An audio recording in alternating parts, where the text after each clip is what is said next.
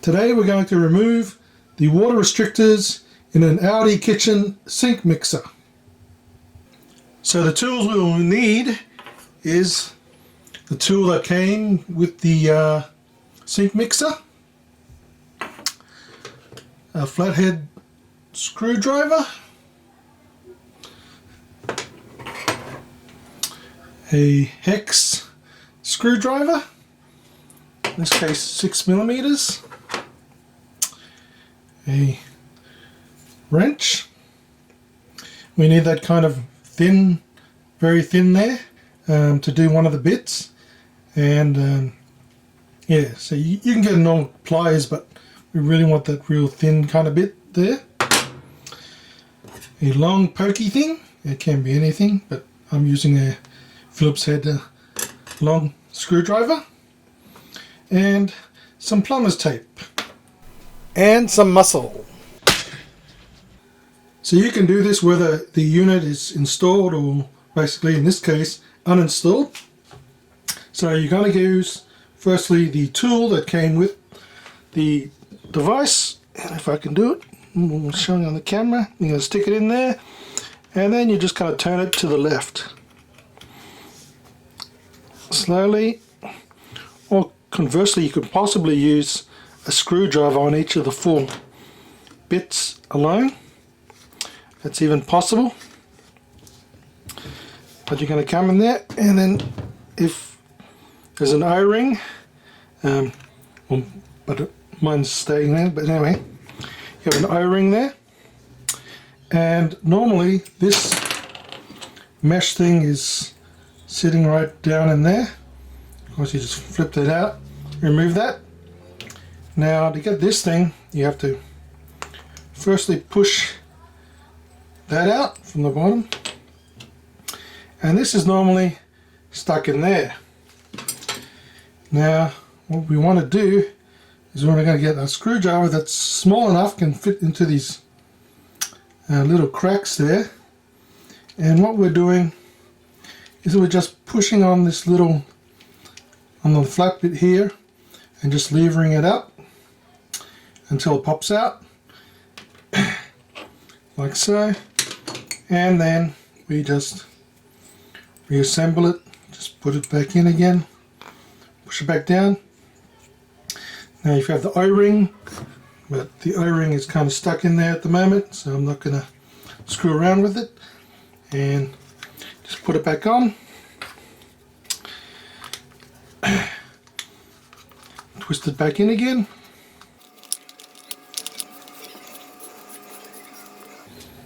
until it's firm tight, and there we have it. We've removed the first 2 restrictors, and you can easily put them back in. Now we come to the second resistor, which is right in here in this main column. I'm not going to fully disassemble it, but I'm just going to give you the main gist of it.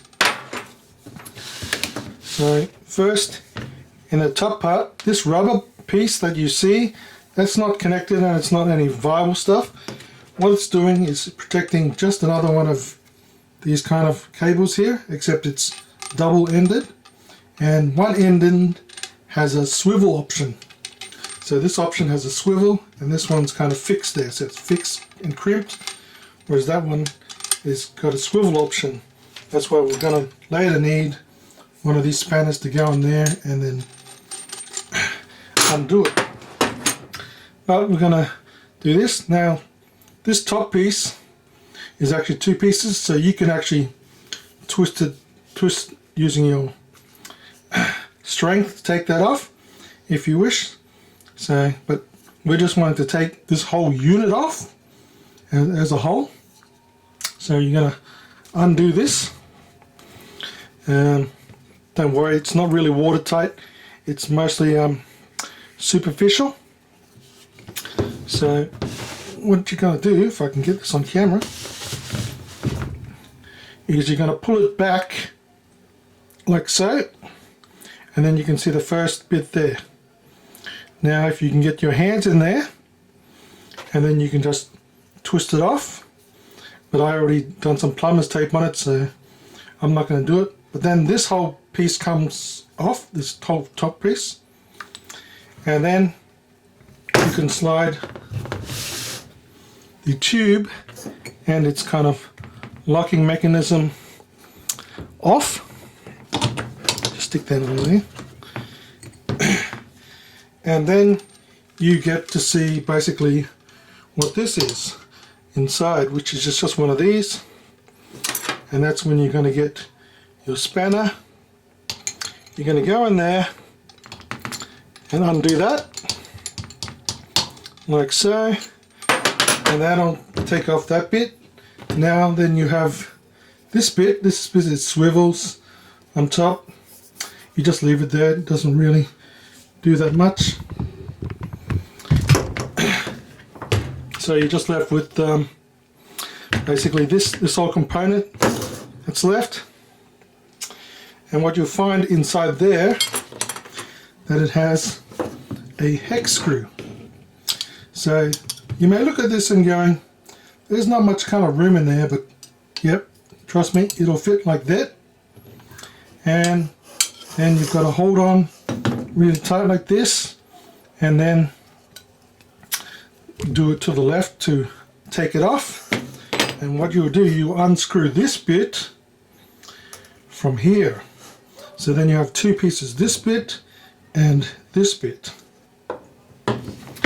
So when you have this bit, you're going to come, that's separated from the bottom, you're going to come in, you're going to get your long pokey thing and slowly poke it out, and your restrictor will come out this way, plop, like so. Then you want to do some plumber's tape down here on the threads, and put that together. Get your hex screw, do it all the way now clockwise, kind of tighten it as so. So now we have this piece connected back to this piece. So like if you were having it on the kitchen counter, you just have this piece off and this piece is still remaining. In this case, we're just doing it separate on the table. And then you're going to get your double-ended kind of screw. Make sure you got the swivel end down the bottom. Kind of swivel it in there. Get your wrench. Wrench it up tight. Put some plumber's tape on the threads first. Wrench it up tight. Like so. Then you're going to slide back in your rubber tube shroud, and especially with this thing in this kind of configuration so you can lock on. Then you're going to use some muscle, pull it back like so until you can grab the end of it, twist that back into there, firm grip. I don't know, if you want, you can get some pliers and make it a lot more tighter. Firm grip should be fine. Release, push back in the rubber, get back in its kind of rubber kind of seal thing. It's really more decorative. And so, and there, you've removed all three of the water restrictors. And also, if you do have this already pre-installed and you are doing it when it is installed, make sure you turn off the mains water tap. So here I've got the unit installed and we'll turn it on. So this is pushed forward there, that's cold. And then hot, and then both, and then for its other function, the kind of spray jet stream. So while the water pressure doesn't look that much on camera, in comparison to the old mixer, it is actually just the same.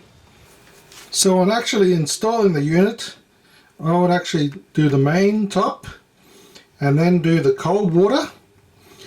So you want a nice fit with the cold water into the main kind of terminal, and you say, why not plug in the hot water? Well, you need the kind of room so you can put on the other things, but the hot water kind of benefits because of the hot water.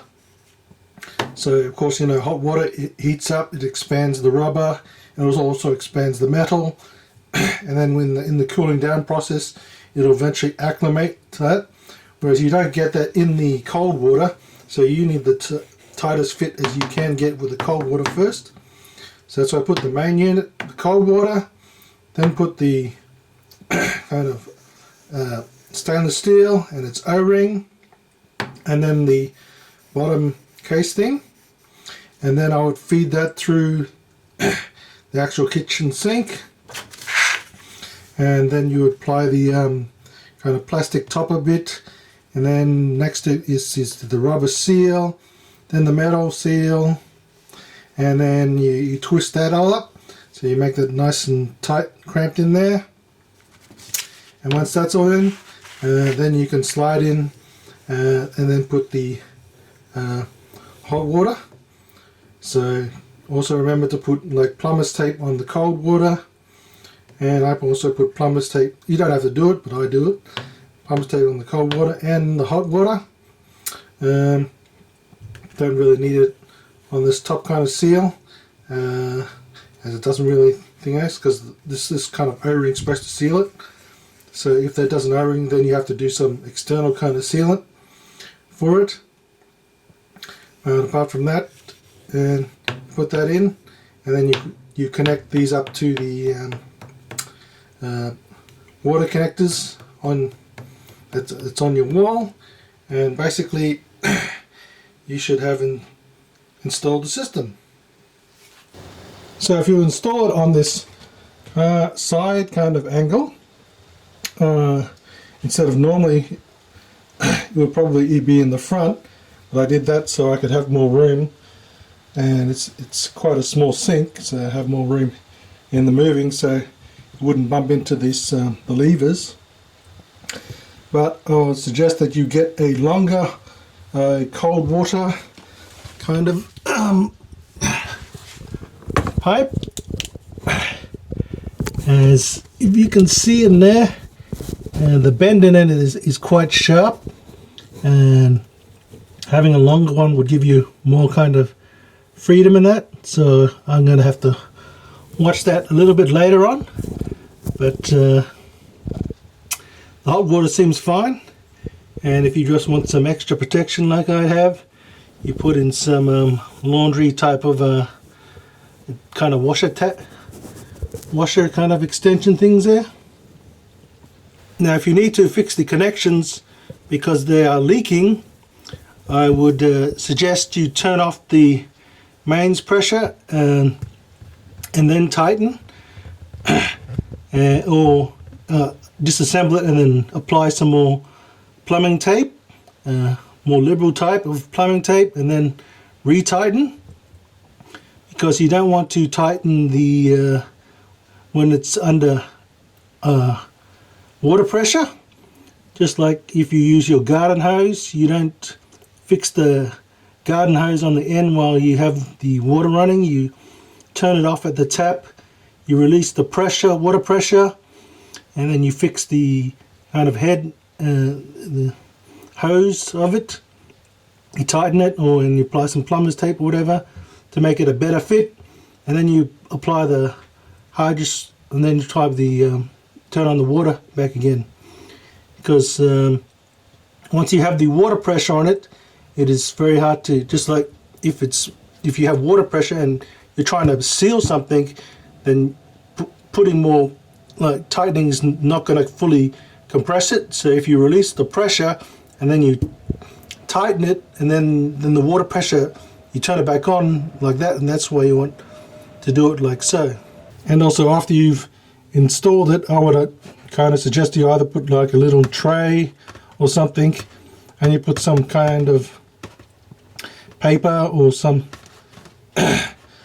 towel kind of things, and then you just put it under there, and then you kind of watch that for a day, and if it doesn't leak, then you know you have done a good job.